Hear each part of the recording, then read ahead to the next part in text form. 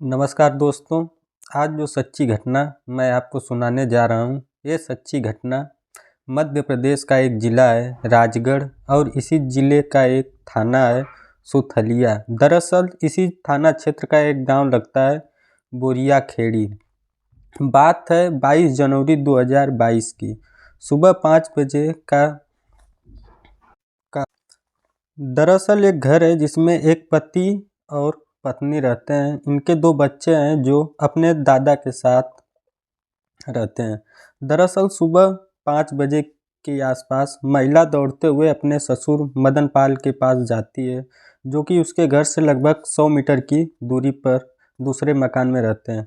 वह उनके पास जाती है और रोते हुए कहती है कि पिताजी किसी ने उनको मार दिया। यह बात सुनते ही उसके ससुर दौड़ते हुए उस घर में जाते हैं और वहाँ का नज़ारा देखकर उनकी आंखें खुली की खुली रह जाती हैं।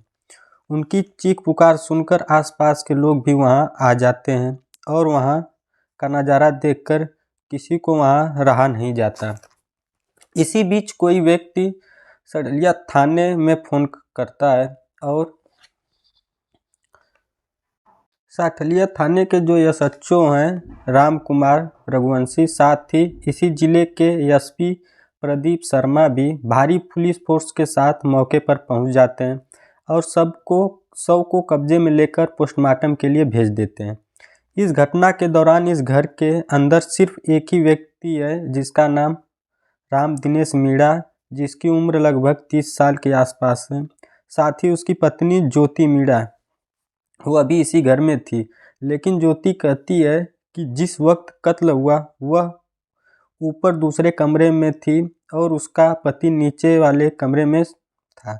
जब पुलिस ज्योति से पूछती है कि जब यह घटना हुई तब तुम कहाँ थी, तो वह कहती है साहब मैं ऊपर कमरे में सो रही थी, मुझे बिल्कुल भी किसी तरह की कोई आवाज़ नहीं आई, मुझे किसी तरह का कोई शोर नहीं आया। ये बात सुनकर एसपी के दिमाग में ये खटकने लगता है कि सोचने लगते हैं कि एक ही घर में मर्डर होता है और पत्नी को पता नहीं चल पाता है। कुछ न कुछ राज की बात है। मगर इधर पति का मर्डर हो चुका है, पत्नी का रो रो कर बुरा हाल है, तो पत्नी को हिरासत में लेना एक तरह से चुनौती था। इसलिए उन्होंने सिर्फ उससे पूछताछ की और पूछताछ के बाद इस घर की तलाशी लेने के लिए सारे पुलिस वालों को लगा दिया।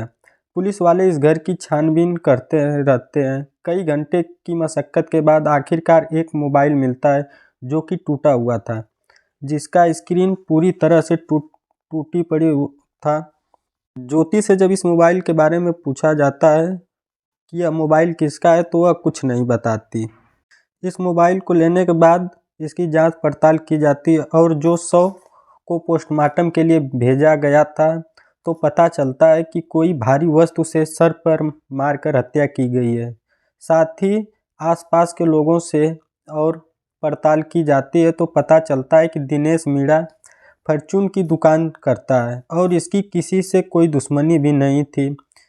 इस हत्या की पुलिस हर एंगल से जांच करती है, मगर हत्या क्यों और किसने की इसका पता नहीं चलता। मोबाइल की जो स्क्रीन टूटी हुई थी, पुलिस उसे ठीक कराती है और उस मोबाइल की सीडीआर निकलवाती है, तो कुछ चौंकाने वाली चीज़ सामने आती है। पता चलता है कि ये महिला अपने पति के अलावा एक और व्यक्ति से है जिसका नाम है चैन सिंह, जिससे यह बहुत ज़्यादा बात करती थी। बहुत ज़्यादा बात क्यों करती थी, बस यही पूछना था। दिलचस्प बात यह थी कि चैन सिंह और ज्योति मीणा के आपस के जो संबंध थे यह गांव के किसी व्यक्ति को पता नहीं था। पुलिस ने जब इस महिला से कहा कि हमें बहुत सारी बातें आपकी पता चल चुकी हैं, आप ये सब बातें खुद बताएंगी या फिर हम अपने तरीके से पूछें। पुलिस ने जब ज्योति मीणा से सख्ती से पूछताछ की तो ज्योति मीणा को टूटने में ज़्यादा समय नहीं लगा। दरअसल ज्योति मीणा बताती है कि जिस दुकान पर राम दिनेश मीणा काम करता है, साथ ही जब वह कहीं बाहर जाया करता था तो उसकी गैर मौजूदगी में ये दुकान ज्योति मीणा ही चलाया करती थी।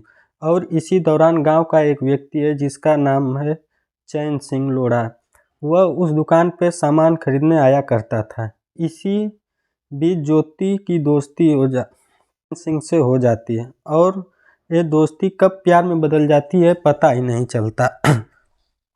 अब चैन सिंह ज्योति को एक मोबाइल देता है जिससे कि वे बातें कर सकें। लेकिन एक दिन ज्योति जब चैन सिंह से बात कर रही थी तब राम दिनेश मीणा उसे पकड़ लेता है और पूछता है कि यह मोबाइल किसकी है और किससे बात कर रही हो। बातचीत करने पे पता चलता है कि वह गांव का ही एक व्यक्ति है। चैन सिंह बात कर रही थी।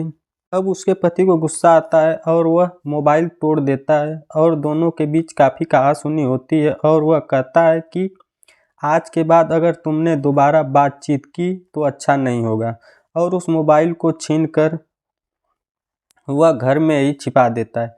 लेकिन उसकी पत्नी को पता नहीं चल पाता है कि वह मोबाइल कहाँ है। कुछ दिनों के बाद चैन सिंह लोढ़ा ने एक और मोबाइल खरीदकर अपनी प्रेमिका को दे देता है। फिर से दोनों चोरी छुपके बातें करने लगते हैं, मगर इस बात इसके पति राम सिंह को पता नहीं चल पाता कि ये फिर बातें करती है।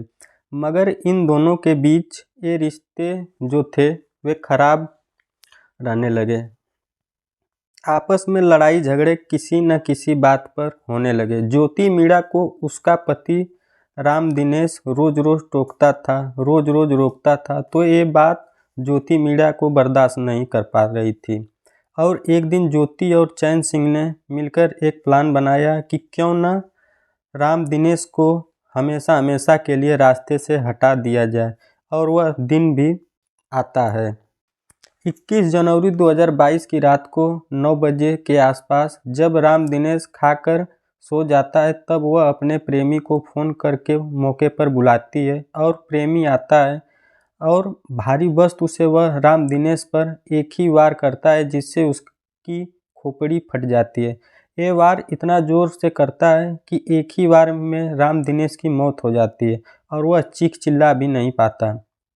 और जो बात उसका पति मना करता था कि अगर तुम दोनों मिले तो अच्छा नहीं होगा, इसी जिद पर उसकी पत्नी और प्रेमी उसी बेड पर एक बगल में राम दिनेश की लाश और दूसरे तरफ ज्योति और चैन सिंह दोनों सुबह 4 बजे तक सोते हैं। और बार बार पत्नी एक ही बात कहती है कि अब रोक कर दिखाओ तो जाने। एक खूंखारपने की या फिर हैवानियत की इम्तिहान इन दोनों ने पार की थी। और जब सुबह के 5 बजते हैं तब वह नाटकीय अंदाज में रोते हुए सीधे अपने ससुर के पास पहुंचती है और जाकर कहती है कि मेरे पति की किसी ने हत्या कर दी। हालांकि ज्योति मीणा ने जो चाल चली वह वाकई कामयाब थी, मगर उसकी जो पहला फ़ोन जो उसके पति ने छीनकर तोड़ दिया था उसी से वह छुपा नहीं पाती। दूसरा मोबाइल उसने छुपा दिया था, लेकिन अगर वह पहला मोबाइल नहीं मिलता तो शायद इस केस को खुलने में मुश्किल हो जाती, क्योंकि इसके अलावा कोई नहीं जानता था कि ज्योति का गांव के ही चैन सिंह से अवैध संबंध है और एक दूसरे को वे प्यार करते हैं। फिलहाल पुलिस इन दोनों को गिरफ्तार कर जेल भेज देती है। गांव वालों को यकीन नहीं होता कि 2 बच्चों की मां इस तरह का कदम उठा सकती है। सच कहा जाता है कि इश्क और मुश्क छिपाए नहीं छिपते। वैसे ही क्राइम भी कितनी भी आँखी से कर लीजिए वह छुपाए नहीं छुपता है।